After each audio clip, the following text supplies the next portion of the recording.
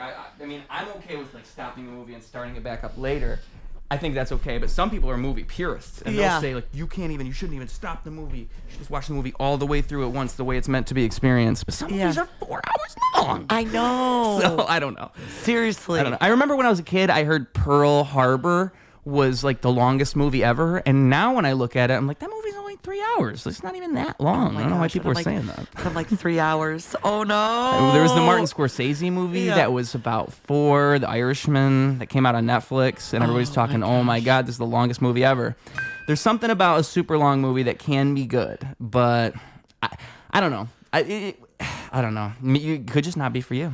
That could be what it is. You might be built for YouTube Shorts and TikTok, and I know it's bad.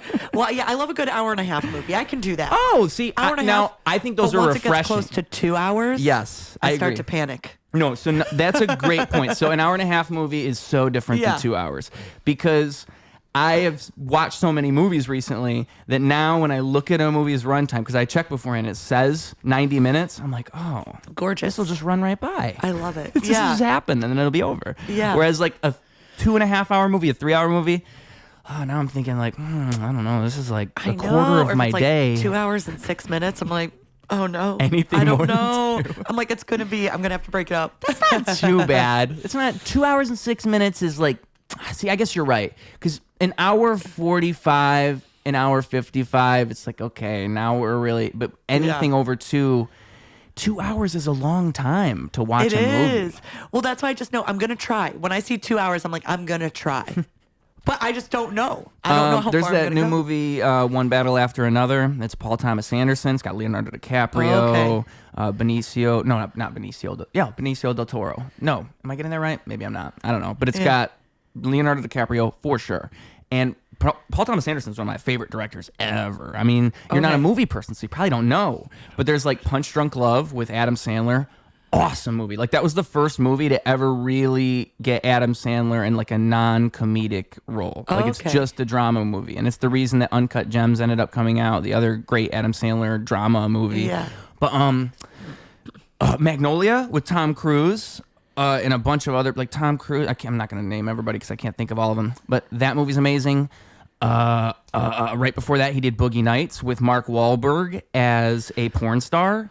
I mean, oh my gosh, I need to see Boogie Nights for sure. It's a great movie. And it was also, when you watch that movie, you should consider that the director who made it was only like 26. So it's like a guy who's like 26 years old making a whole movie about the porn industry. And like somehow it's the best movie about the porn industry that's, ever exist.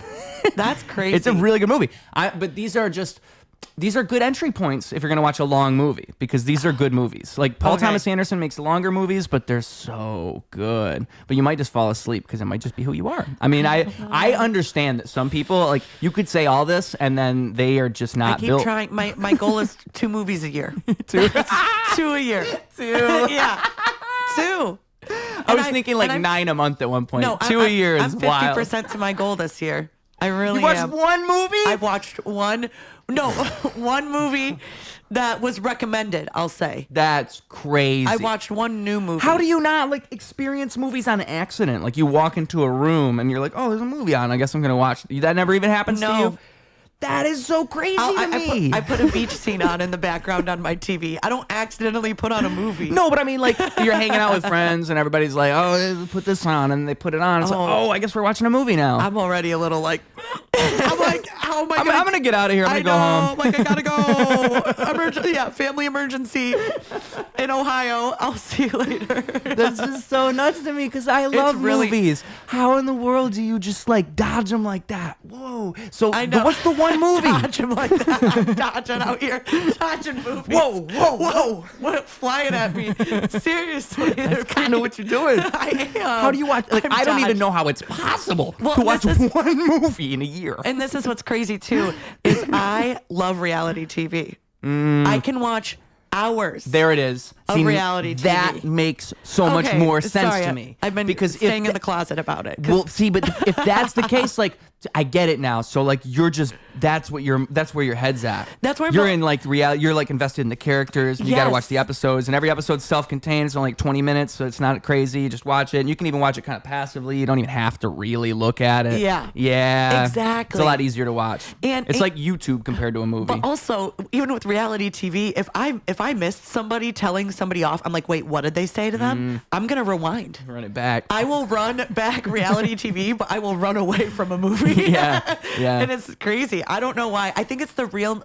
Even though I know that there's like it's fake in some sense, it feels more real, or ridiculous. And that's why I do enjoy documentaries. I'm more inclined to watch a documentary, reality TV, or just like a really dumb movie, like Anchorman. I want to keep it like really simple. Yeah. Because to me that's like easy and playful, but I do also realize it comes from like I'm insecure about my intelligence. Right. So in my auditory processing, so I'm just like when I'm watching a movie and I don't know what's going on, I'm too afraid to ask a question. Okay. So and then we're at the end of the movie and then I'm like, now I don't know what world we're in and I'm scared and I want to get out. I don't know. I think it's kind of funny when I don't get a movie. Like I try to really? like you have to watch a thing to explain the movie and it's like, damn, I did not catch any of that. Like I'm just thinking like, is it me or is this movie just confusing? Well, and that's what I need more of in my life is like I'm taking something dumb too seriously. Yeah, right. A movie at home is not meant to be a project. Right. But in my mind, it's like the perfectionism of like if I don't know what's going on, and then I don't want to look it up or ask because I don't want to spoil it if it's something that might happen at the end.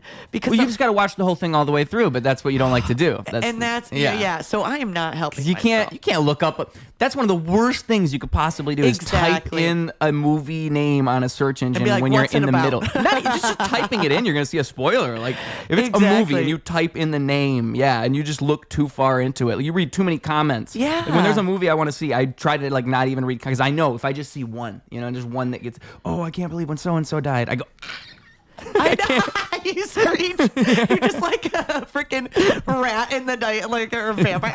It's like someone shine light on me. I'm a vampire. They just like put a stake at my heart because now awesome. I can't unsee it. I can't unsee the thing. You can't unsee it. Can't unknow. And I mean, okay, so I do know movies though. Like I'm aware of movies, and I do love. I'm aware of movies. They exist. They exist, and I do love that feeling of when you're patient enough, you wait for, like the connect, the callback, whatever, the reveal. Yeah. That's a great feeling. Yes. And I think that like I'm holding that too precious to like when I watch it because I'm like, I don't know what's going on. I'm kind of confused what world we're in, what rules. And that's why I like something that's more just like simple and real. But once movies that are in like different worlds, don't love it. Like what? Like what? Oh, like different worlds. What? Superhero movies. I don't understand what's happening. Yeah, especially now. I mean, like even the earlier ones, you didn't like Iron Man or the original Spider-Man. Okay, Spider-Man, love. Like Tobey Maguire Spider-Man. Yes. Yeah, those are I awesome. love it. Let's keep it simple. Yeah. He's a man. I saw him get bit by the spider. Now he's okay. Yeah. I get it. Well, and that was like what, 2004? Like it was way before any of this other stuff happened. I mean, I think before that, I think there's the Hulk, I want to say. Yeah. In 2003 with Edward Norton. And then before that, I want to say it's like the Batman movies in the 90s. Yeah. I don't think there was too much superhero stuff. Maybe there was a Daredevil movie at one point. Or even like Captain America. Yeah. I watch it and then people are like, oh, well, there's a backstory like before this starts or the new one came out. And I started watching. I'm like, I feel left behind when I'm starting. And then I'm just like, well, now I'm not invested because like it's not for me because there's like too much backstory. It's for the people that are following every offshoot. Right. And so movies that are like the big web of worlds and sometimes even like I can't watch Lord of the Rings. I can't, even though I know. Like any franchise like that? I can get down with Harry Potter. Okay. Because I feel like they keep it simple. Right. And I really enjoy simplicity. You don't have to know all this lore and all this stuff in order to get it. I want to be able to hop on the ride and have fun. Like, and I think some of those, but then other people love the complexity. It's also why I'm afraid of like Dungeons and Dragons. Like, I tried to play Dungeons and Dragons, and I felt like I was in an 8-hour movie. Like, I'm like, get me out of here. My friends are now talking in weird voices, and they don't ever do this. I would like that. Yeah. But it's also the friends that are like the most introverted that like never get weird. They're getting weird on Dungeons and Dragons. And it's kind of like watching your mom get too drunk on the dance floor. And you're just like, whoa, what's happening? Yeah. Things are different now. She's letting loose. Can't unsee that. Yeah, and you can't unsee. Yeah. And it's so true. This is coming. I'm a fucking oddball. I'm a swing dancer. I should not be judging D&D. Yeah. I'm a dork, but it makes me uncomfortable. Because it's like a movie. Because it's like a movie I can't get out of. Yeah, and you're not or it's like rude to leave. I feel like it's, doing a D&D campaign is like, I feel like you want to leave in the middle of the theater and you can't. Yeah, I could see that for sure, getting trapped in one of those. See, now that would be, it's like being stuck in an elevator. Oh, yeah. I mean, everybody knows that. It's like you're with this person that you want to escape the conversation, but you really can't. Like, that's the worst feeling ever. And I guess it's like, I shouldn't say everybody knows that, because I'm just an agreeable person. I'm actually like extremely agreeable, and I think that's what leads to this. I think you're probably the same. I think where so, it's like too. you're with somebody and you're like, oh yeah, like I'm, but you just you can't find the exit. Like, I can talk to somebody for 3 hours when I really planned on talking to them for 15 minutes. Oh like, my gosh, are you serious? It's a gift and a curse, right? Yeah, it's what leads to the show, but it's also such a curse. And this is why Ruse is a great host. Give it up for Ruse, everyone! We love you. Yeah, we love you. We love that you can't shut up. No, just Keep talking. Keep talking. But for real, I do love it. It is a curse, because I'm serious. I will literally be like, okay, not this time. This time I'll make it so quick. Like, if it is it. That's why mine and Emily's episodes are so long, because I remember the second time she showed up, she is the 2 of the top 3 longest episodes of the show. Oh my God. Jason Melton's in between, and then it's 2 of her episodes. Oh my God. So the second time she topped herself, and we did like 4 hours and 30 minutes or something. Oh my God. And it was so funny, because she was like, we're not going to do it that long this time, all right? It's going to be shorter, because I got to get out of here and do some other things. Yeah. And she like kept saying stuff like that. And then it proceed to not be that short. Yeah, exactly. Then it went even longer than the last one. I think like at 4 hours, she was like, I think you should be able to shit in public. Oh my God. Like 4 hours into a podcast, she's just rolling. And that's the deep thought. You're like, we're getting real deep here. Yeah. I think you should be able to. I think I was public. asking her like, I think you're right. Yeah, I mean, like, where else are you gonna go? I think what I probably would have said to something like that, I can't remember, but if I had to guess, I would have said something about how there should be more public restrooms. That's probably what my response would be, because that's a truth that we all know. We all know this, dude. The amount of times I'm in public and I gotta pee, and I just accept that I'm gonna have to pee in an alleyway, which I don't do, but in this theoretical situation I would do. You know what I'm saying? Okay, what's more inappropriate, to pee in the alley or see some man or woman walking who's clearly peed their pants? Exactly, and it's like, you want me to pee my pants. I don't it's want like kids you want to me see that. I would rather have kids see somebody squatting and taking care of themselves versus somebody who's clearly walking around peeing their pants. I don't want to teach them that. That's what diapers are for. I guess you could say diapers for all. Diapers for, but then again, like, no, just public restrooms. Just give me a public restroom before you give me a diaper. You know what I'm saying? You know what? You are right. Do you want people shitting their diaper all the time? There's people pooping in their diaper and walking around, because that's what's going to happen. If you make a society full of diaper wearers, people will start to just poop everywhere. Yeah. And then, it's going to be something that like nerdy people, like me, who I'm, on the dance floor in a diaper trying to do my thing. And then it'll be for the hot girls. The really, and the basic bitches. Ooh, she pooped her diaper. Yeah, and then they're going to make it hot. And I'm like, no, I did this for functionality. Yeah. Now you're doing this to be cool. You can't steal my culture. Yeah, don't steal my culture. This is for the dorks. Misappropriation. Yeah, who just can't get off the dance floor. And now it's going to be a TikTok dance. You're right. So we can't have that. I think public restrooms. Public restrooms are the answer. Public restrooms. You know what? These facilities We worked hard to build them. I don't know why they're closed 3 seasons a year. There's a public restroom near at the park where I run. Like I'll just go and I walk my dog, and I swear the public restroom is always locked. And I used to walk in there and just pee and then go out. And at one point they said, "Oh, you can't bring your dog in here." So it's like, okay, so I can't walk in with my dog who's not going to do anything and pee. You want me to pee outside? You want me to pee outside? They want you to pee. They want us to pee outside. You know I have to pee so bad that I came in here. I wouldn't have came in here if I didn't have to pee this bad. Yeah. I think it's the city of Chicago. They want your money. They want everywhere, though. It's all of America. They want you to pee outside so they can give you a fine. Like so here they in can catch particular. you. Yeah, they're trying again. In Chicago, they will tax you like an extra 50% just for peeing. Exactly. They'll find a way to make an ordinance. They will. They will. Yeah. It's the the red light cameras and peeing. They're making a lot of money off us needing to pee in a nook. Yeah. And I've always been open to that because I'm like, again, your body is important, right? We only get one. Mm-hmm. If you're really holding your pee that hard, it's not good for you. Yep. You got to let it out. I mean, has anybody ever heard the euphemism? If you hold in your farts, you start to have shitty thoughts. You ever hear that before? I have not. Yeah. And I think there's some truth to that. That was wise. That's science. It's almost a scientific statement. But I mean, you hold it in too long and it all starts to rise up to your brain. Yeah. Think about it. Oh my God. You're right. Yeah. It's probably true.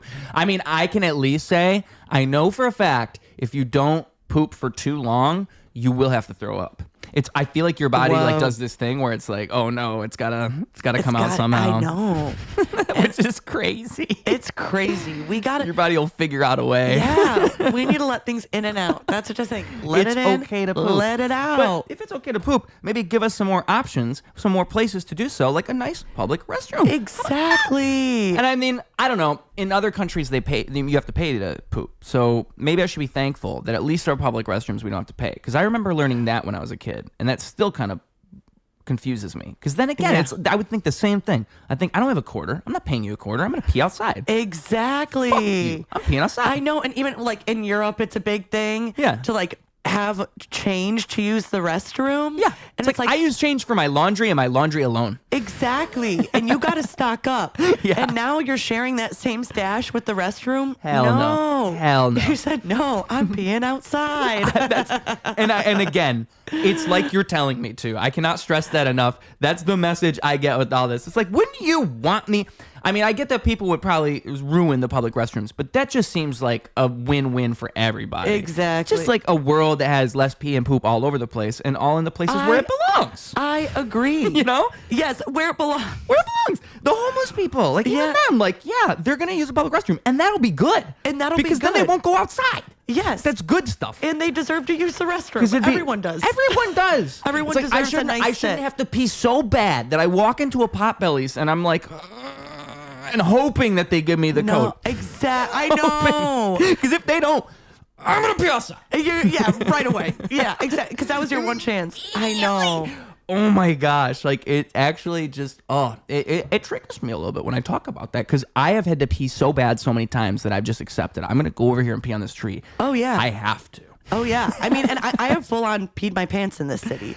Yes. And that sucks. Yeah. Usually with the help of alcohols, but I'm telling you, I was looking for a restroom. Nothing like peeing in your pants. Nothing like peeing in your pants. It's just very humbling. I actually think that I've been traumatized by peeing my pants. How so? I remember one time, because I didn't want to, I should have just peed, but it was at my stepdad's parents' house, and we were walking down a dirt road, my mom and my stepdad and me, and we were walking down this dirt road, and it's like no trees, no nothing anywhere. Like it's just open everywhere. So anybody could see you from any direction, right? And so I had really had to pee. And so I'm like, oh, I gotta pee. And they're like, okay, go pee. And I'm like, I can't pee out here because, anybody could just see me. Yeah. So I start like running back to the house. So I run all the way back. And right when I got on the back porch to enter, like to knock on the door and let me, I think I knocked on I realized the door was locked, or I couldn't get the door open. It was like the moment I couldn't get the door open, it just all came right out of me. I just peed. And I remember it's this strange feeling where you had to pee so bad, so it almost feels good, but it's also like, oh no. Well, and you're like visiting, right? So like you're not at your house. And I know they're going to open the door and I'm going to be like... Like, oh, dude, are you on drugs? You're like, no, I had to pee. And they're all thinking, why didn't you just pee outside? That's what they're thinking. Why didn't you just pee outside? But see, Ruse is not the smartest person sometimes. Well, you're trying to be polite. I think what I was thinking, when I think back, if I didn't want to pee in the field, like I didn't want to pee outside in this field where anybody could see, but as soon as I entered the backyard, I could have just went up to a tree and peed at that point. Yeah. I could have done that. But I don't even know. I'm probably like 13 in this story. I can't remember. It's a shame. No, if you're 13... Too, I think that was the one. Honestly, Ruse, I thought this was like a week ago. No, I was like, but that was a significant pee my pants story. Like that one sticks in my brain just because of like the moment of peeing my pants and how it felt like I finally made it to the door. Yeah. I made it to the house and then I peed. Well, yeah, and that's what like your brain I think knows, right? Because my pee my pants story, I was just hanging out at a brewery, having a few day beers, like we all should, treating myself. And then I was like, oh, I kind of got to pee, but I live like 2 blocks away. So I'm like, I'm just going to go home and pee. And I waited too long. I got to the door again and I couldn't find my keys and I could just feel it coming. And I just freaking totally peed my pants. That's the worst because it's like the moment where you thought you were about to. Oh my gosh. No. So close, so far away. Daylight? Daylight. Oh, no. Daylight in Chicago. You had your keys. Yeah. Okay, because imagine if you didn't have your keys and you also peed your pants. Oh, my God. And then you have to ask for help. Like, that would have been really help bad. me. I was trying to take myself out on a date, and then I ended up peeing my pants. It's just like... it could happen to anybody, but it's so embarrassing. It's such an embarrassing thing. I mean, especially if you're out and you have no other options. I don't even think... I don't know. Yeah. Shitting your pants and peeing your pants. Shitting your pants can almost go better because peeing your pants is like impossible to hide. Once you've peed your pants, even a little bit, it's true. Like, it's just a streak. It's out there. It's out there. That's a good point. Maybe pooping your pants. If you get to choose. If you get to choose. You can just take your underwear off. Yeah. And just wear the pants. Exactly. And throw it out. Throw them away. You're good. What? Goodish. Goodish. Not great. You're not great. You're right. I'm being a little too positive. You're okay. You're better than before.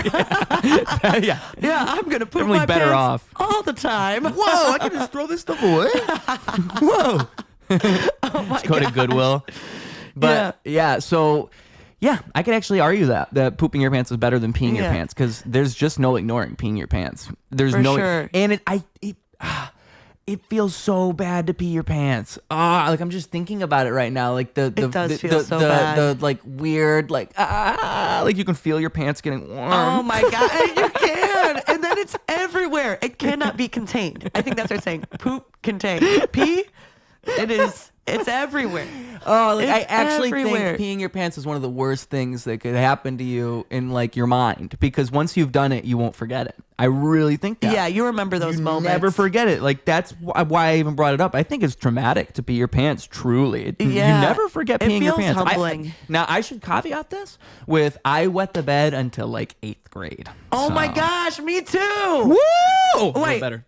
Yeah. Bed wetter. Wait, one more time. You know what? Maybe that's why. I was also peeing my pants or peeing the bed.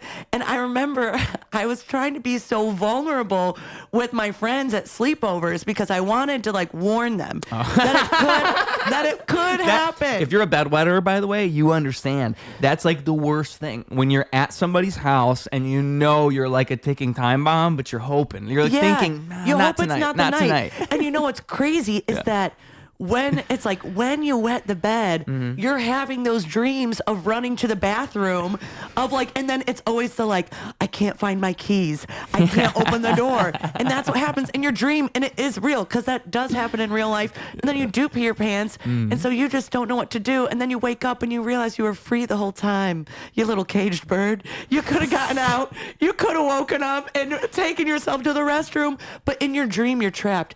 And that's what's crazy about bedwetting. Yeah. Is you feel like you can't get out of the of your space to take care of yourself, and you feel so trapped, and it's so real. And then you wake up and you just pissed on your friend's bed, dude. And pissing on. I used to sleep on the upper bunk above my brother, and he got so upset. rightfully so. Yeah. Because piss was dripping on him. Wait, on the bunk bed? I was on a bunk bed. Wait, this is awesome. What's this? My brother. You guys were sharing a room? Yeah. And I was above. And just imagine your brother keeps peeing his pants. Well, or also, peeing the bed. I imagine then he's having a dream of being in the rainforest while you're having a dream of you can't open the door to use the restroom. Exactly. Wait, this isn't rain? Yeah. This is not, I'm not in Costa Rica. I'm in Ruse's piss. Raining piss. Oh my God. It's nuts. And so I actually have a bunk bed story too. Went to not Cedar Point, but shout out to Cedar Point.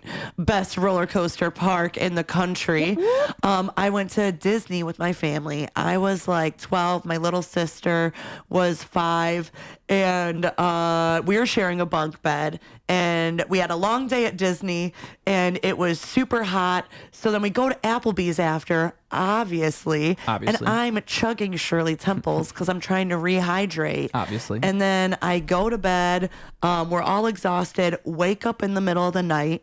I start hurling over the bunk bed, which is just sucks because we're renting this place. I don't like where this is going. I know, right? And then my little sister, she wasn't the bunk below me, but then all of a sudden she just goes, "It's stanky." And then we realized that she was under the bottom bunk somehow. So she knew that I was going to be throwing up over the bunk bed. I don't know how she made it there, but she was fine. I'm like, "Jane, how did you get under the bottom bunk?" Don't know. It's family mystery. She has some spooky powers, so. Sixth sense. I know. I think she kind of knew it was coming. That's so Raven. That's so Raven. She yeah. had a vision that you were going to throw up over the bunk. I know. So she just crawls under. But I can't believe it. So when you peed, though, it went through the mattress. It must have if he was complaining about it. Oh, my God. Either that or just smelled like pee. But I have to imagine it was, probably, I peed a lot, I peed every night. Probably. I can't remember. I had a pop curfew because of this. I could only drink liquids up to 8 p.m. Oh, that was one of the things. No, pop curfew. Yeah, pop curfew. That was a thing. I remember that. Yeah, I think my parents were after 8 or 9, Claire, you can't. I'm I'm going to be fine this time. Yeah. And when you're in 8th grade, too, it's that's when you really, I feel realize, that's when people are bullying, where it's you do feel there could be a target on your back. So the shame is real of wetting the bed. Well, and it's you're supposed to be becoming an adult. You're like, damn, I can't stop fucking pissing. What's wrong with me? What is wrong? Why do I pee all the time? Do you remember having dreams of going to the bathrommon while you were? I don't think that's how it went for me. I think I just woke up and there was pee. I did it every time. Okay. Just wake up and there's pee there. I remember one time I wrestled my brother. We did wrestle. We were just playing wrestling, and he realized mid play wrestling that I did not change after I woke up from peeing myself. He was so mad at me. He's like, "Oh, what's wrong with you?" And I just remember thinking in my dumb 7-year-old brain whatever I thought. Oh, yeah, you're why is he making fun of me? And then you're I also should change after I piss myself. I knew I did something wrong, but also, that was uncalled for. That's probably what I was thinking in my 7-year-old brain. That was mean, but also I did pee. Yeah, and you're what kind of, because it's such a weird thing. You become a victim of your own mind. You're just peeing all the time. You wake up and there's pee on you. It's you don't want it. You don't want that. I don't, it's prisoner. And I bet you there are people, there's got to be, just based on the universe, there's got to be at least 1,000 people, adults, who regularly pee themselves at night. There's got to be. Yeah. It's just got to be a thing. But no, I never had dreams. It would just happen. Okay. Yeah. Interesting. It would just happen. I would just wake up and it would just be oh, okay, it happened again. Yeah. Here we go again. Do you feel as a kid, you would get embarrassed easily over things, or were you kind of that confident? I did not get embarrassed. Really? No. That's so great, because I had so much anxiety that even just knowing that happened, I felt so embarrassed. But that's kind of cool that you're this is a part of who I am. Whatever. Peeing. You're I'm just peeing, and you're and you didn't care. You're whatever. I mean, because it's out of my control. That's what I always would think. See, it's and out that's of my very control. healthy. Yeah, I think I I really do think I've always been like a 70-year-old man trapped in some other person's you body. get the perspective. You're like, really, in the grand scheme, we're just peeing our pants. Like, it's not a big deal. Just peeing my pants. I can't control it. Yeah, It is what it is. like people I took dying the Zen every day. Buddhism position on peeing my pants when I was 6. I just decided this is the way of the universe. That's pretty awesome. Out of my You're a control. wise I'll kid. just go with the way of things. Yeah, I think I was like, this is the reason why I'm gonna die alone. Because Yeah. I pee my pants, and that's just so not But true. the truth is, That's how I somebody felt. else will accept you for being the bedwetter that you are. Exactly. Yeah. They might not love me for it, but they will love me for who I am beyond wetting the bed. Yeah. I don't know if I should tell this story. There was one time, I think I was about like 17, and there was a girl I was with, and so I'm like, making out with her and all of this. And so I come prematurely, right? Yeah. And I remember I had to tell her this. I'm like, oh, hey, like, this is what happened. And so she's like, oh, okay, it's fine. Yeah. And so I go clean up, and like she gives me her pants. And I think like months later, she told me she thought I peed myself. And that was what she didn't even know that was what happened. She thought I peed. Yeah. And I thought that was crazy. I was like, wait. You thought I peed myself while I was making out with you?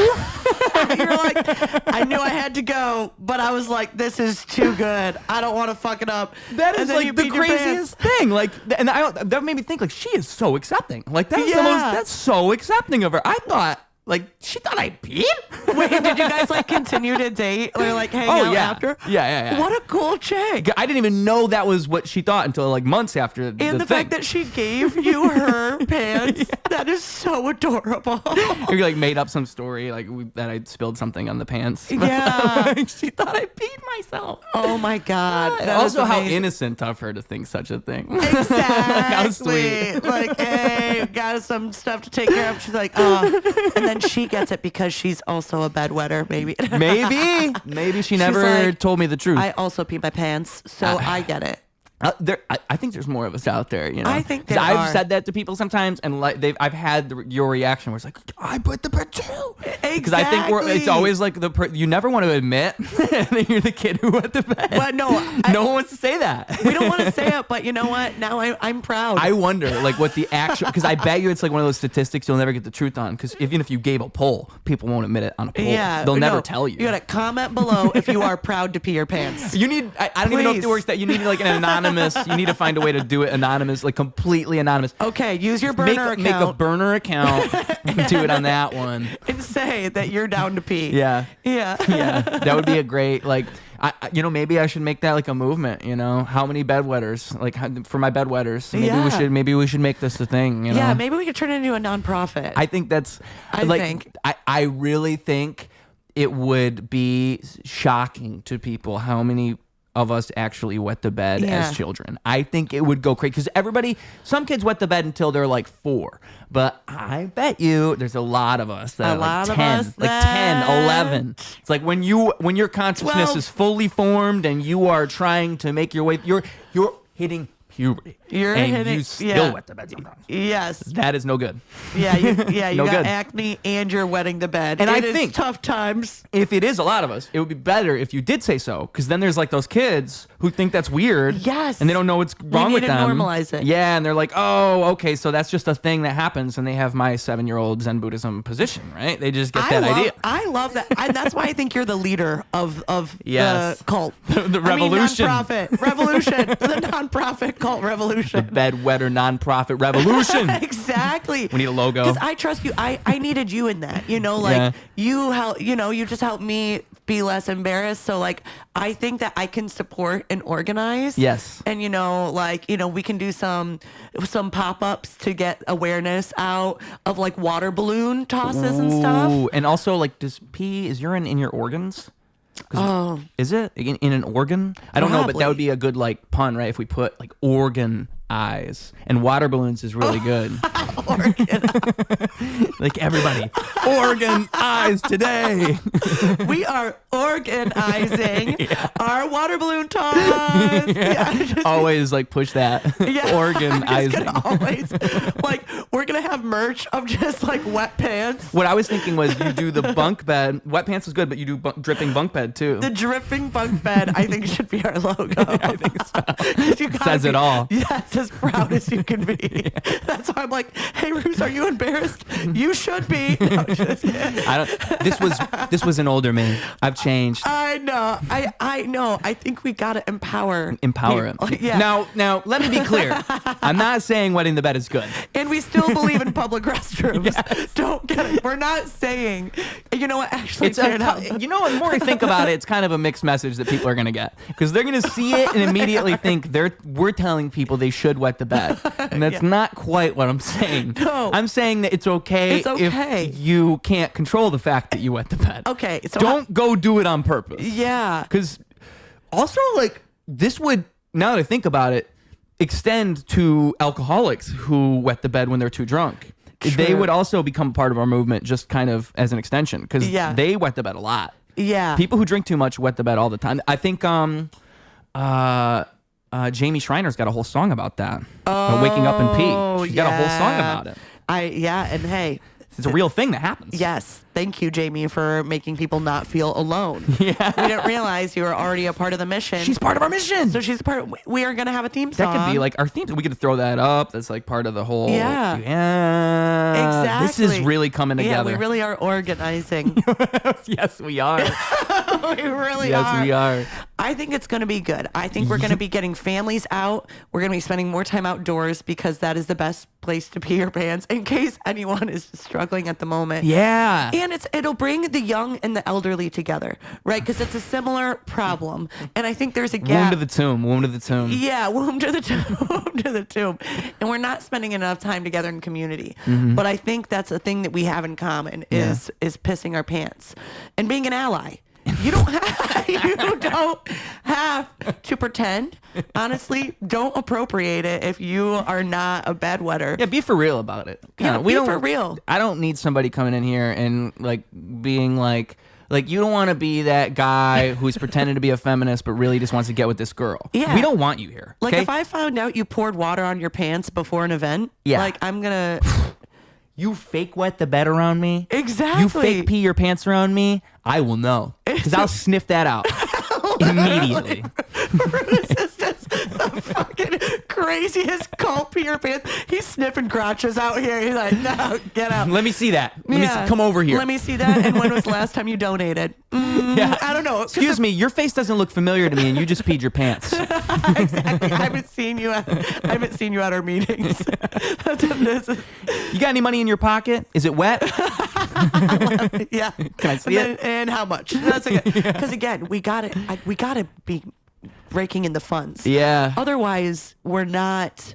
Money does support the mission. So, and it's an unfortunate part of nonprofit, but we're going to have like benefits and stuff. And like know that. what? We could even do like another pun, like keep the flow going, or like keep the movement, like keep the something about flow. Keep like the money flow. Keep the cash flow. Cash flow, gotta keep it like flow. Keep flowing that cash. Keep that cash. And then when we do flow. like the fundraiser, like goal marks of like 10,000, 20,000, it can be like a bladder, like filling up. And once the bladder is full. Then we pull off the cork, let it out, and we're all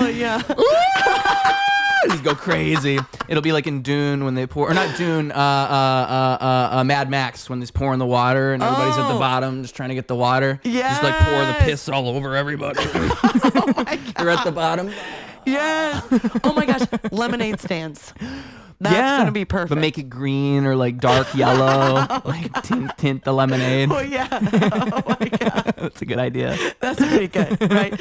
And again, that's a good way to bridge, the kids that we're supporting, they want to run the lemonade stand. Yeah. The old people love supporting lemonade stands. Gapping the bridge in our community. Yeah. You're bridging the gap, not gapping the bridge. And like 10% of the funds will go to the children or something like that. Yes. Yeah. Well, maybe like 20. I mean, because you want the kids to actually feel like they're doing something, and we can make some money on these lemonade stands. Yeah.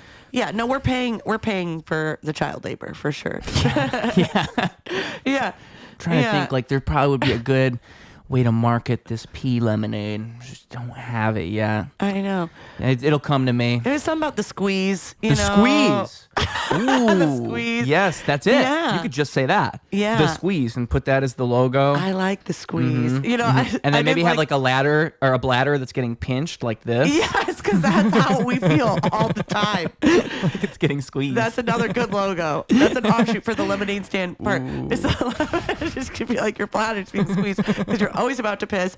And then, but really, the bunk bed is gonna be the main logo. Now we got multiple options though. Like that's a whole other T-shirt. That's a whole other campaign. The squeeze, the lemonade. This is really going somewhere. Squeeze. Now I don't even say all of this as a joke or ironically. I should caveat that this entire conversation with, I believe in this. I actually think this would work. I do think all of this is a good idea because I think so too. I think people really do pee their pants, and I think anybody with a UTI knows how it feels to have to pee too much. Oh my Even gosh. That. Even that. The razor blades. Yeah. God. Yeah. No. So I just think we're gonna catch such a wide net of people. Yeah. And free coffee at our events. So everybody has to pee all the time. Yeah, exactly. Free coffee. We're going to be sponsored by Dunkin' because you're always running to the bathroom. So you are running on Dunkin'. Only drink diuretic drinks at our events. So, because again, if you don't know the feeling, we want you to know the feeling. You'll figure it out. Even if you're fake, we'll get you to we'll get you to pee. Oh my God. You're drinking like prune juice and stuff. Exactly. Tart cherry juice is good for making you pee. Yeah. What else? Cranberry. That's good. Yeah. Obviously the pea lemonade, the squeeze. Man, this is good stuff. The squeeze is good. Wow. I think the squeeze might be a brick and mortar.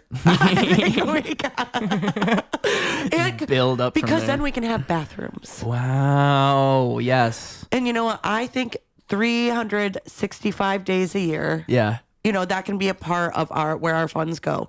Keeping the bathrooms open. Ooh, that's good. Even if it's 0 degrees out. Whoa, you just like blew my mind. Yeah. Because you just connected all the dots. Like that brings it all together. Yeah. Because if you just make it this campaign about, like, ultimately, it's actually about public restrooms. You could make this whole ironic thing that people would buy into because they actually do believe in the public restroom part because everybody thinks there should be more public restrooms. Yes. So it becomes this little nugget of truth packed inside. That's really good. Yeah. Because we could actually do that and then people would want that. And then they'd be like, oh, this is great. They're actually putting public restrooms and public restrooms are great. Oh, we should have more of these. And we're like, yeah. And matter of fact, you should wet the bed. You should try it sometime. Try it out. Just to know. Pee your pants. It's a fun. joke. Don't wet the bed. Yeah. Don't wet the bed. No, don't. Unless you have a dream or unless it happens to you on accident. Unless Freddy Krueger comes to you and makes you pee. That's just how it goes. Yeah, don't try to fit in. Don't try to fit in. Don't fake it. Don't wet the bed on purpose. Yeah. I promise you it will not go well. Yeah. It will not go well. I'm like so thankful that I think the last time I wet the bed, when was it? It had to be like almost a decade ago, I'd have to guess. Oh my gosh. It's been so long. Oh my gosh. And I don't really drink alcohol. So, you know what? I remember when it was. It was, no, I don't remember what it was. But I want to say high school. I want to say high school or just post high school. Like 2017 or 2018. That would be probably the last time I peed the bed. So 8 years ago. Okay. Right around 8 to 10 years ago. Is that the last time you pissed your pants? Or are you considering that the last pants pissing? Good question. Or are they separate? They're separate. And I feel as if I've peed my pants in the meantime. The question is when. Because I said previously that you would not forget peeing your pants. But I don't know. If I peed my pants in the meantime, I think it was like a minor pants peeing. Like I was at my house, or I don't think I've peed my pants. I've peed like a little dribbles, but I haven't peed. Yeah. Yeah. No, I for sure peed my pants in my college dorm room and I was an RA, so I had a single room, but I was not being responsible. And yeah, I think that was the last time that I was like, I woke up and I was like, holy crap. Like I thought we didn't do that anymore. Yeah. I think that's even like, oh, you should pay attention to this because this should not happen all the time. Exactly. And then I got help. I mean, maybe I did pee my pants at one point in like 2020, or wet the bed. I mean, maybe in 2020 or 2021, maybe, because I feel like there's some like vague memory I have of waking up and being like that same thing. Like I thought I was done with this. I like, know, right? Because that's how I felt. Because I was like, I thought 8th grade it was over. Yeah. And then I was like, this is weird. But you know what? Like, I remember my mom told me a story once of my dad, because my dad was like, he would drink alcohol all the time, get drunk, and then he would, this is something alcoholics do. This is the pee thing. This is how I even learned about this. Is he woke up in the middle of the night, or he woke up, right? So he gets out of bed and he walks over to the corner of the room and just pees in the corner and then goes back over to the bed. And she's like watching him and seeing him do all of this. Your mom? This is when they were together, right? And so this is him being drunk and then waking up in the middle of like a drunken sleep and peeing in the corner. And I feel as if I've had similar experiences where I've drank too much alcohol and woken up and been like, whoa, what the fuck? Like I remember in high school, in like 10th grade, I woke up and there was vomit on the bottom of my backpack and I did not remember throwing up at all. So I just remember thinking like, whoa, what the fuck? Like what even happened? Yeah. And I think that's just like a gene. Like I think it's in people. Yeah. And it is scary when it's like that blackout level. I get it where it's like, you're like, all right, what happened? And what makes you think like, damn, can I like not even drink? Like, is it not even work for me? Like if I drink, can I just pee? Am I just gonna like pee on wake up and like be what the fuck just happened? Yeah, you never want that. I mean, that's like the nightmare scenario. It's blood, right? You wake up, there's blood. I know, right? Oh my god. Yeah, that would actually probably be one of the worst things ever. Yeah. It never happened to me. Only pee, no blood. Only pee and vom. Oh my gosh. Which is better. WIGS 2-year anniversary. We should make sure to talk about that. Now, that did just happen. It did. So, how does that go? It was really fun. I mean, love WIGS just because it's just goofy, and the comics are having fun with it. Because just when Hexagon and I started it, like that's all we wanted. Like we always want an audience, and I feel like we have regulars. We have like 10 regulars that come to most of our shows, and it just feels so supportive and fun. And the comics had a great time. We had a lot of afros, which was just funny to see Kadeem Fuller and this huge afro. I mean, I don't know. I think it was maybe a foot high. Yeah. And so it was just fun because people are like donating more wigs. And so now we have a collection of probably like 40, probably over 40, maybe closer to like 50, 60 wigs that people get to choose from. And so, and for our house shows, we've only repeated comics maybe like once, or we just started to this past year. So it's a monthly show, and it was important for us to bring up new comics every time. And so we'll be repeating more this year, and bringing back people who love the concept. But it's important to us to like realize that this is a huge city with amazing talent that like we want to give people a chance. Yeah. And that's a great way to think about it too, to always want to have new people. That's harder to do than most people would think, because it's very easy to produce a show and have a group of regulars that like, that's almost even a safer bet, because then it's like, oh, people are going to keep recognizing the same face and they'll become familiar. That becomes like part of the show, is you see this person every now and then. Yeah, almost like your rotating cast of like people. Yeah, like any show, like a TV show. So to do it the other way is harder, because you have to, even challenge yourself in a way and like think outside the box. Like, yeah, I've already had this many people, but now I have to pick 4 more, and you still want to make the show exciting, and you still want to have a variety. Yeah, and we want it to be balanced. So there's all of that, while also trying to maintain not tapping back into this pool of people that you could use. Exactly. Like, they would be happy to do it. Oh my gosh, and I would love to have people back. Yeah. Like, I want to see so many people in a wig again. Right. Because it's fun to see how some people, it just gives them that extra little, like, playful pizzazz. Right. And other people lean into a character for a moment, and then other people are just playing it straight, but because they're wearing a wig, it's goofy. Right. And so I want to see people get up there again. So I am really excited that we're going to probably do a little more like half and half this upcoming year, or we might have some more shows like that. But I still have favorite comedians that have still not been on the show. Mm-hmm. And it just like does show me like how big this scene is and how much talent there is. Like, yeah. I mean, I have the same experience doing this because, I mean, the last time you were on here would be 136, I want to say. Something in the 130s, and this one is 211. So that would be 40, 50, 60, 70, 80, 90, 111, right? So I think 75 episodes after. So, and there'd be like a couple repeats, but for the most part, it's always new people. And so it's like what you experience is, you always feel like, oh, I've talked to so many people. But then it's just, and I think it's like a little microcosm of the world and the way everything works is you think that you've done all these things. And then you just, the more and more you expose yourself to new things, the more and more you realize there's just this infinite pool. And I think being in a city where you're surrounded by creative individuals, because people flock to cities to do that, to be creative a lot of the time.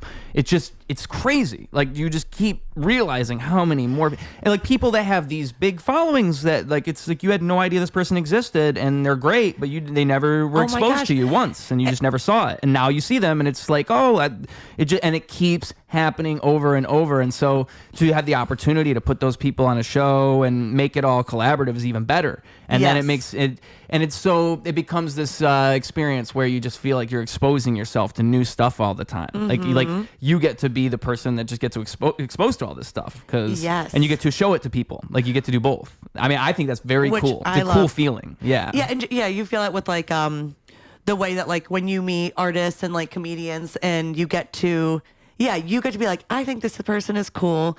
I want to talk with them more. And then you get to share that with like, I really like the what world. you said about seeing people in wigs thing, because I think that's part of the fun too, is like, by putting people in the format that they can shine in or they can do well in, it's just nice to see how different people do that. Like, different people will come into the same environment and do it differently. Yeah. And like, when you have a show, you have this established format, and then everybody's going to come in and kind of do their own thing. Mm-hmm. And I think that's like why I liked doing interviews in the first place, is because I would just find that I come in and I know that like, it's like a movie director. Like, what I'm doing and how I'm talking to you is obviously guiding you and making you act a certain way.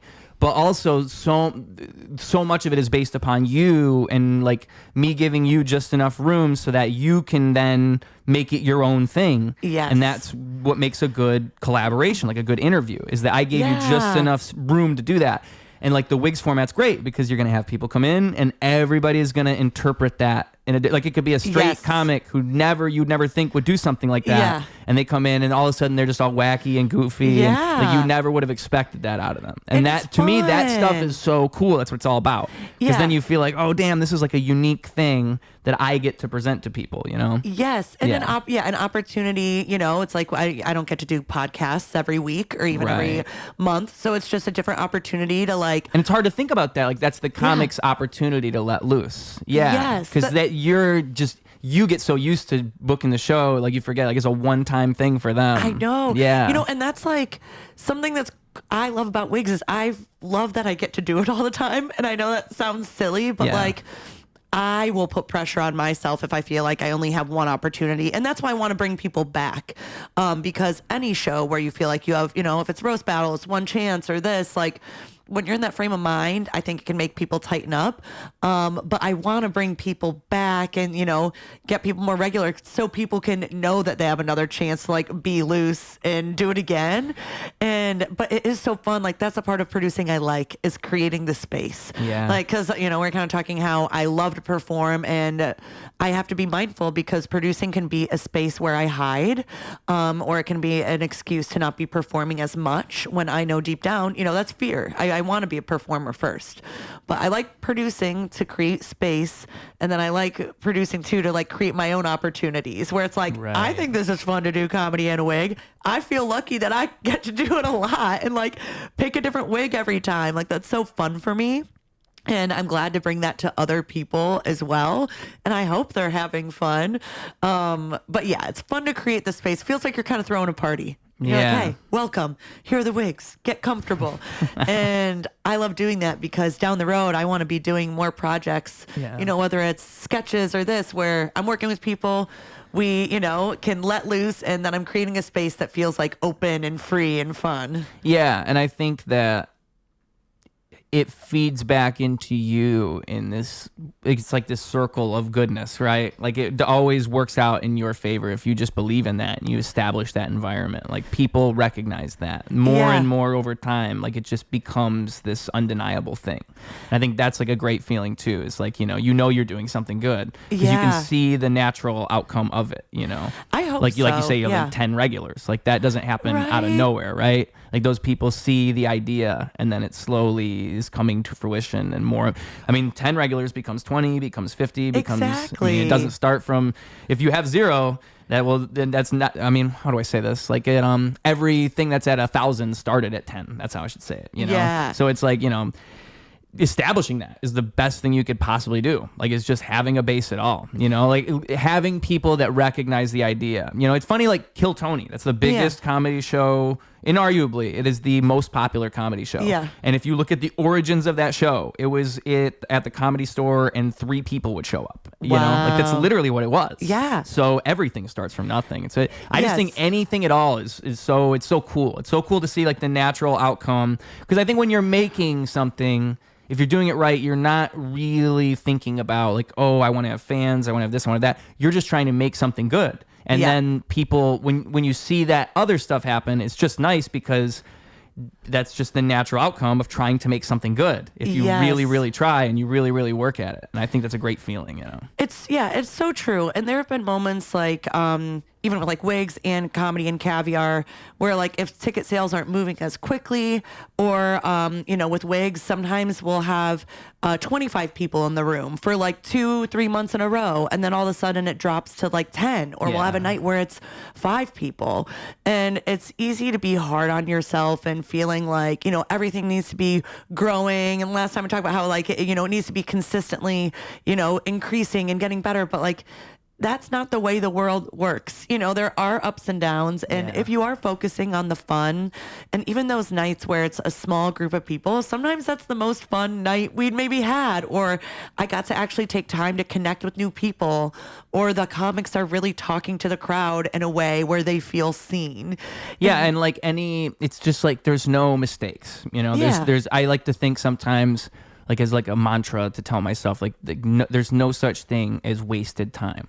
I agree, and I love that. It just doesn't exist. Like it's an idea that you've created to think that you wasted time, but like, what does that even mean? Like time is, how do you waste time? It just happens. It just is something that happens. Like, and if you look at every moment as just like an opportunity, or like just you're existing, and well, that's great. I get to exist. That's great. So what is wasted time then? Like nothing that doesn't exist. It's so true. And so I've always wanted to do comedy since I was little, but it took me a while to like find, again, stand-up, which I think is such a fun space to have your own opportunity to do whatever the fuck you want. Right, the freedom of that. Yeah, the freedom, and then seeing your friends do whatever they want to do and be weird and cool, and I love that collaboration. Yeah. But before, I found stand-up, I tried improv. But if it's D&D, that's weird, though.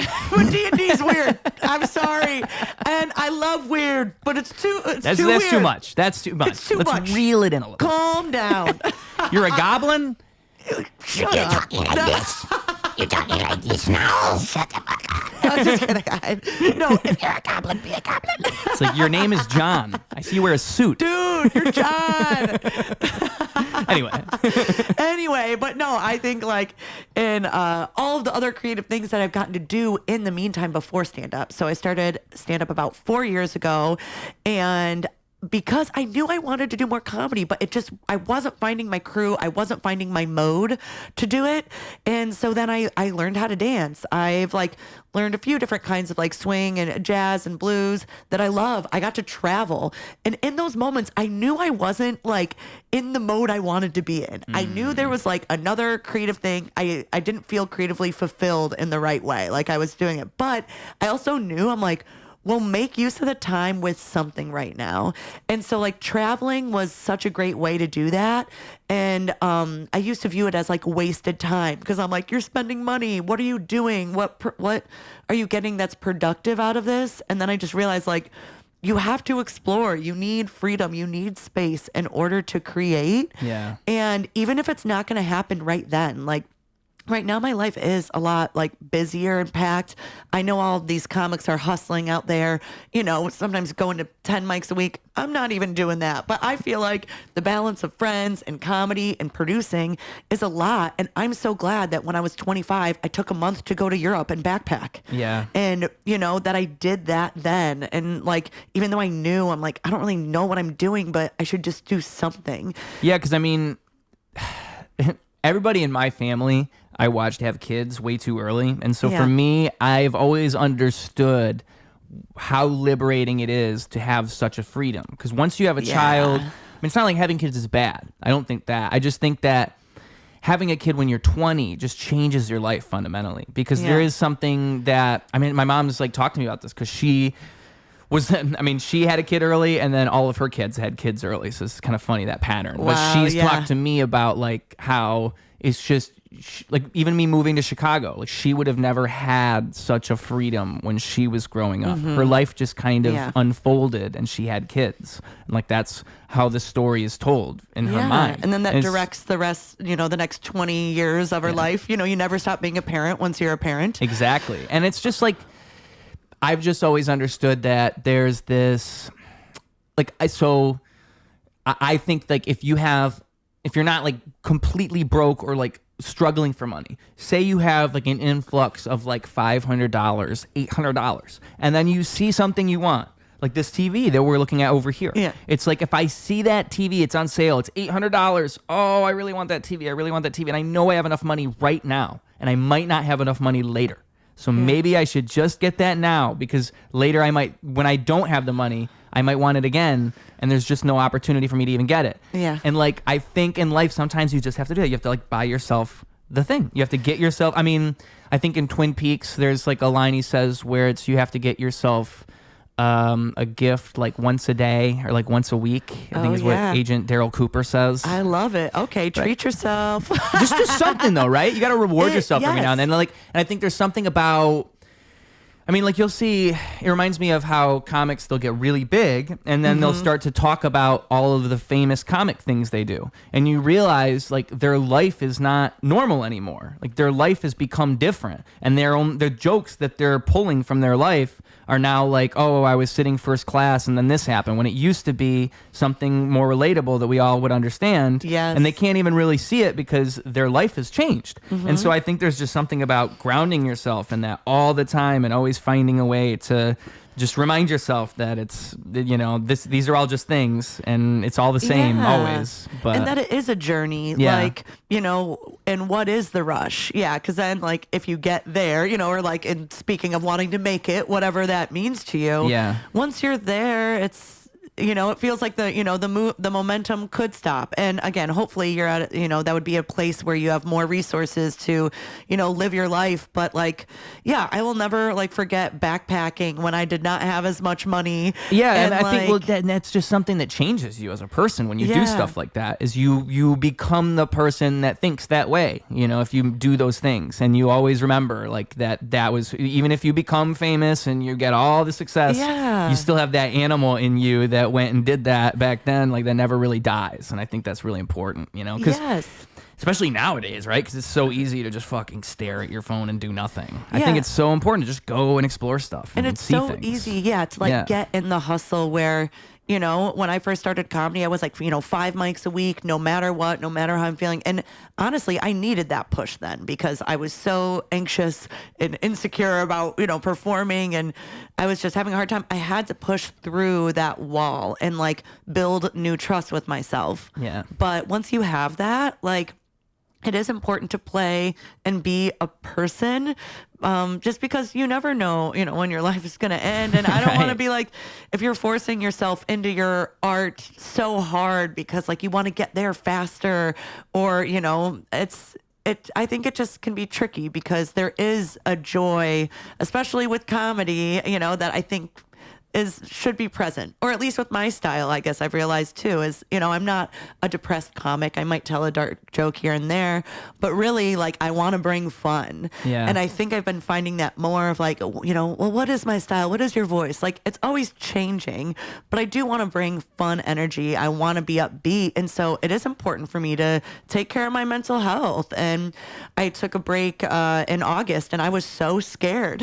I was like, for 3 weeks, I like intentionally did no comedy, and that was hard because I felt like when I wasn't doing comedy that something was missing, and I had to keep reminding myself like there is no goal right now because I needed to reset. I got really burnt out and I felt like I was kind of losing my spark a little, and I feel like I could feel it on stage. I'm sure the audience could. Yeah. And especially when this is a never-ending goal, you have to decide when you're going to take a break. When I think it's really interesting too, like your intuition, right? Like your soul really does know better. Like you just like your intuition is telling you that you need to take a break, and so you're trying to listen to that. No, but your brain is telling you otherwise. You know, so you have to like follow your heart in this weird way a lot of the time. Yeah. And I think your heart really does know better than your mind every now and then. Sometimes your mind knows better. Sometimes your mind knows better. But in those moments, like you have to give yourself a chance, and it's so hard to when you have all these expectations that you've placed on yourself, right? Mm-hmm. And like every now and then I'll have that where I haven't written a song in weeks, and then I'll just write a song and be like, oh my God, I didn't lose that at all. Exactly. and I think it's even fear. Better. Yeah, the fear of losing it. Yeah, exactly. Like the spark, because it's like, oh, if you walk away from it, it'll like disappear. But honestly, like sometimes it really does help. Yeah. And I remember when I went to this swing dance workshop, there's a panel of mostly women, and they were just talking about how in the partnership, like you have your freedom. And in a normal like partner dynamic, like there's a leader who's leading, and then the follow who is like, following the moves as correctly as you can. Takes two to tango. Yeah, it takes two to tango. But they were saying how much like breaking away from the dance and doing what they wanted helps the partnership, right? Like that freedom. And so I kind of like before that I took a break from dancing, but just having the cue of like freedom and taking space from that art form for a while, I came back from that workshop and people were like, have you been practicing? And it's like, no. It's like actually the opposite. The opposite. Yeah. I took a break and I got permission to be more weird. Yeah. Like essentially on the dance floor and like follow the music and break the connection when I wanted. And like that made me a better dancer. And I think that's like with any art, with comedy, like sometimes when you take a break or, if you're giving yourself permission, like that is also a skill. Right. And even if it's not like a hard skill that you can track or say, I went to 5 mics this week, it's still a part of the journey. Yeah. And it's balance, right? Because like, you can go both directions. You can break away entirely and then just do nothing, or you could be completely in and then never experience because you're constantly doing the same thing. So you're not having anything else. Like you could just be writing jokes 24/7, going to mics 24/7, and then you're never doing anything in between. Or you could do nothing at all. So it's the balance somewhere in there, because you don't want to be either way on that spectrum all the way, because you're just going to burn out. Either one way you just burn out and you don't make anything and you stop being a comedian. The other way you burn out because you don't even give yourself a chance. Yeah, because you're not connected anymore. And that's why it is hard, because like it can be an excuse of like, oh, well, I'm going to stay in tonight because like going out to mics is scary or doing a show is scary because I'm nurturing my soul. And I think rightfully it is scary. It is, but that's the point. Is it's scary, and you have to face that in order to get better. And I think defining like finding that balance, I'll try to ask myself, do I need to rest? Do I just really need a break? And I kind of look back at my past 7 days. How has it gone? Have I had a half a day to myself? Because sometimes I love my friends. I love doing stuff. I won't even I'll be like, no, I haven't had a half a day to myself. Like, that's crazy. I need to just rest tonight. Yeah. And then there's also that time where you're like, I want to rest, but I also like, I need to attack, the art again. And I need to face the fear because it will always be scary because you care about it. And, that ebbs and flows. But like, I just really think that, and sometimes you have to make the call. It's a long journey. If you were being a little scaredy cat and resting for a little bit, whatever. Just make sure you get back out there again. It's going to be okay. Just wet the bed and open the door. Just wet the bed, God damn it. And be yourself. Be yourself. Be yourself. That's right. Be yourself, pee yourself. Be yourself, pee yourself. You're in for a good one. And I think we've done it. I think we've done good things here. Yeah. You've got to go take a straight white male to Costco. I do. I'll be picking up Aaron Klein to go to Costco. Shout out Aaron Klein. Yes, and see what exotic things he gets. Yeah. Let's see. Yeah. It'll be totally exotic. Yes. We see Aaron Klein in the underwear aisle. He is looking at the zebra print underwear. Exactly. Wonder where he is. Underwear he is. Wonderwear, underwear. So good. I love Catch it next time at Costco Adventures. Adventures we at will. Costco. Yes. This man has a t-shirt 3 sizes too small. Watch as he scours the oil. I love it. Yeah. For beef jerky. He's spotted the jerky. He closes in like a hyena. Exactly. Oh, he does. I would watch that, by the way. Yeah. National Geographic, but it's just people at the grocery store. Yeah. Like the people of Walmart thing, but you combine it with National Geographic. Yes. That would be awesome. Oh my gosh. That would be so awesome. Like, I mean, obviously you got to get people's permission. Don't be that guy. Yeah. But say, just get this guy, say, hey, we're going to film something. It's a skit. And then just have him walk through the aisle, do that. He walks through the aisle. And they're like, what are you saying? Yeah, he just started. That's a great idea. I did not sign up for this. Obviously, those glasses are not prescription. Yeah. Why is he wearing them? Yes. Yeah. And Start roasting them low key a little bit. Exactly. Yeah. Just say little things. Yeah. Throwing some jabs. Yes. Yes. Like, wait, huh? That'd be good. That'd be good. If I feel free to take the idea. I do not trademark or copyright this idea. I want to see it be done. I want to see people do it. I think we should all kind of do our own versions. We'll create an account, okay? But don't go film strangers. At least ask them first. That's kind of what makes it funnier, is once you get their permission and then you roast them a little bit. I think that's what's funny. Yes. Because it's like they already said yes. Maybe even film them. Say, hey, can I film a skit? Like, get that part in there just to make everybody, you're one step ahead of everybody who's going to see the video. They're like, oh, well, he was down with it. So, I mean, He said yes. Because he does it. I think those skits where it's like you're walking behind a grandma and you just do a whoopee cushion and then the grandma's all confused. I'm like, damn, bro. Like, come on. At least give grandma a chance, bro. I know. Oh, I love that. Poor grandma. I love a whoopee cushion. Yeah. Okay. I guess a whoopee cushion's all right, but like sometimes there was this one video where I think what he did was he had a stick and he was like a guy who was looking. It was at Home Depot. Yeah. And so it's this like prank guy who's at a Home Depot and he has a stick and he goes behind the guy and like pokes right in his like butt crack, and then he like goes back and then the guy looks over and obviously he's looking like nothing happened, and so the guy's looking back like his butt crack got poked. And he's like, huh? And then he just turns back around, and that's the whole video. I love it. And that's really funny, but at the same time it's like, damn, bro, like if that happened to me. And you saw that, you're like, are you really making money off my butt crack? Yo, tell me your account and tag me. Yeah, exactly. You better tag me, bro. My crack is expensive. At least collaborate with me on that post. Yeah, collab on the crack. Yeah. Collab my crack. Crack collab. Crack collab. Exactly. Between two cheeks. That's good. Between two, and with that being said, at the end of these episodes, we always do the same thing.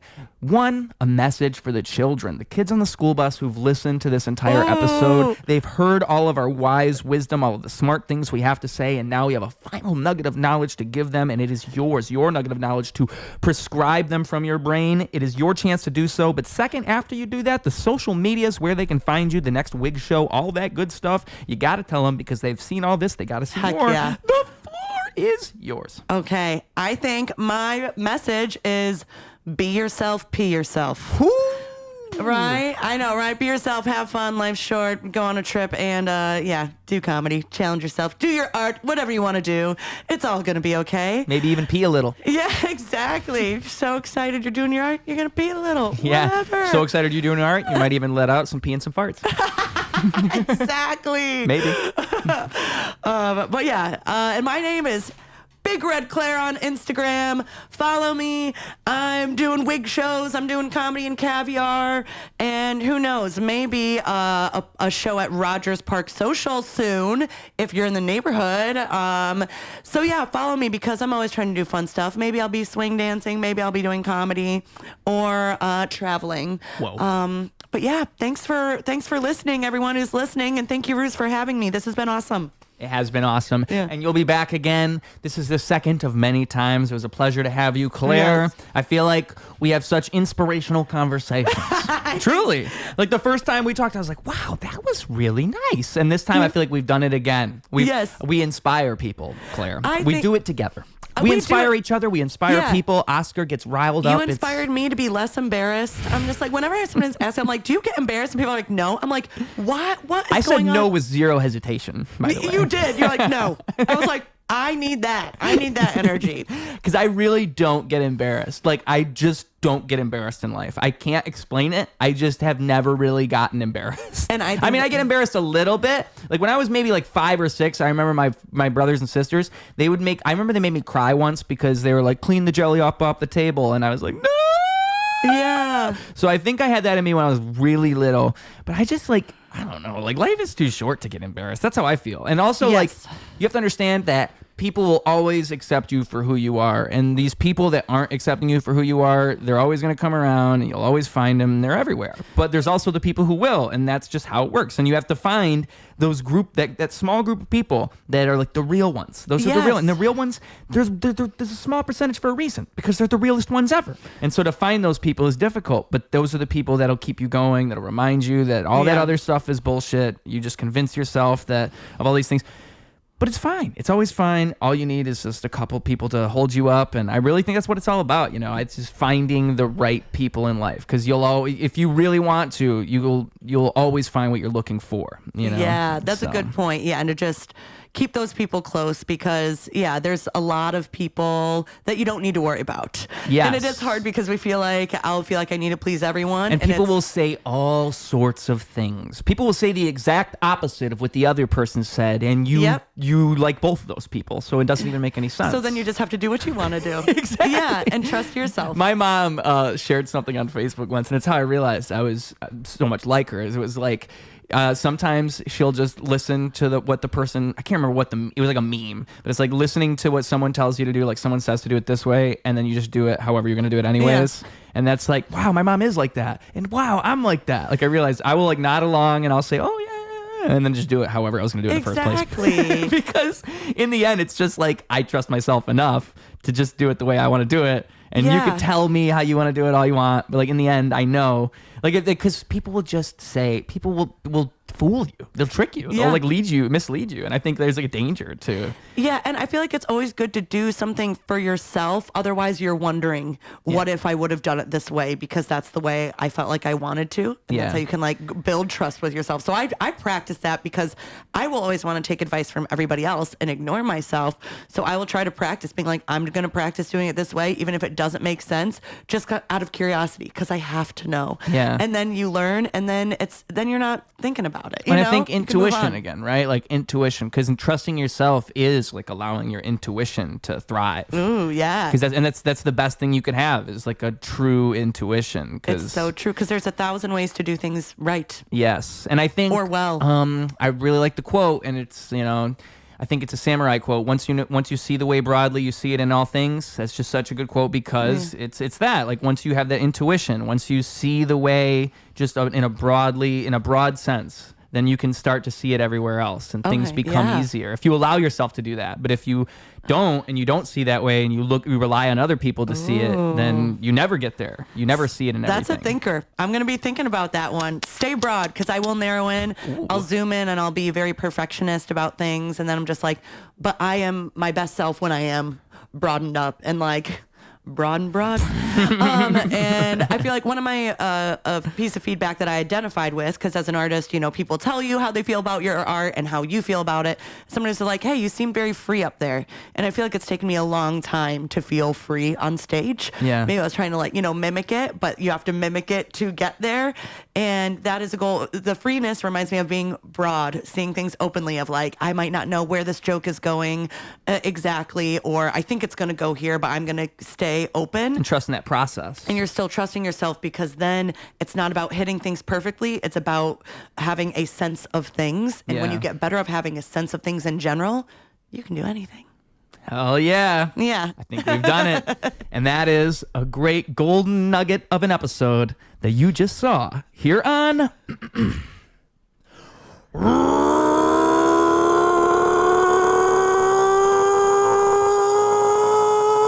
Ruse Radio. Woo! Clocking out. Double down, competition couldn't help him to rock. Missed the whole time, holy fell through the flock. That's an ordinary miracle, wealth to the block. It's a balance in the character that's calm and collect.